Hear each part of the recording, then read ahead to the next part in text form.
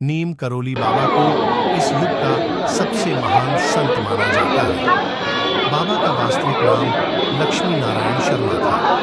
करोली बाबा हनुमान जी के परम भक्त थे, लेकिन उनके भक्त उन्हें हनुमान जी का अवतार मानते थे।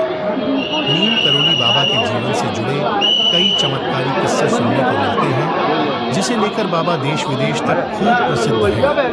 इतना ही, बाबा के चमत्कारी किस्सों पर किताब भी लिखी गई है, जिसका नाम है मिरेकल ऑफ लव। इस किताब में बाबा के चमत्कारों के कई किस्से बताए गए हैं। इस किताब में बाबा के बुलेट प्रूफ कंबल से जुड़ी एक घटना का भी जिक्र मिलता है। नीम करोली बाबा के बुलेट प्रूफ कंबल की कहानी। नीम करोली बाबा हमेशा ही कंबल ओढ़ा करते थे। रिचर्ड एल्पर्ट रामदास ने अपनी किताब मिरेकल ऑफ लव पर बुलेट प्रूफ कंबल से जुड़ी घटना का जिक्र किया है। रिचर्ड एल्पर्ट ने बताया कि बाबा के कई भक्तों में एक बुजुर्ग दंपति भी थे, जो कि फतेहगढ़ में रहते थे। बाबा के चमत्कारी कंबल की यह घटना 1943 से जुड़ी है। एक दिन बाबा अचानक बुजुर्ग दंपति के घर पर पहुंच गए। इसके बाद बाबा ने कहा कि वह रात में यहीं रुकेंगे। बाबा की बात सुनकर बुजुर्ग दंपति भक्त को बहुत खुशी हुई, लेकिन बुजुर्ग दंपति गरीब थे और वे सोचने लगे कि अगर बाबा रुके तो सत्कार और सेवा के लिए उनके पास कुछ नहीं है। दंपति के पास उस समय जो कुछ भी पर्याप्त था, उन्होंने उस समय बाबा को दिया और उनका सत्कार किया। भोजन के बाद उन्होंने बाबा को सोने के लिए एक चारपाई और ओढ़ने के लिए कंबल दी, जिसे ओढ़कर बाबा सो गए। इसके बाद बुजुर्ग दंपत्ति भी बाबा के चारपाई के पास ही सो गए। बाबा कंबल ओढ़कर सो रहे थे और ऐसे कराह रहे थे जैसे उन्हें कोई मार रहा है।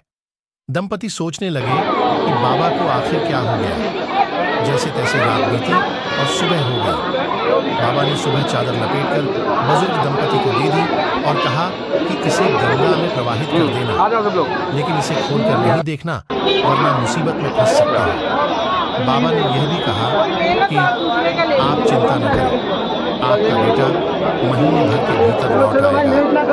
दंपति भी बाबा की कही बातों का पालन करते चादर को गंगा में प्रवाहित करने के लिए ले जा रहे थे। चादर लेकर जाते समय दंपति को ऐसा महसूस किया हुआ कि चादर में कुछ लोहे जैसा सामान है, लेकिन बाबा ने तो खाली चादर दी थी। बाबा ने चादर खोलने को मना किया था, इसलिए दंपति ने बिना उसे खोले वैसे ही नदी में प्रवाहित कर दिया।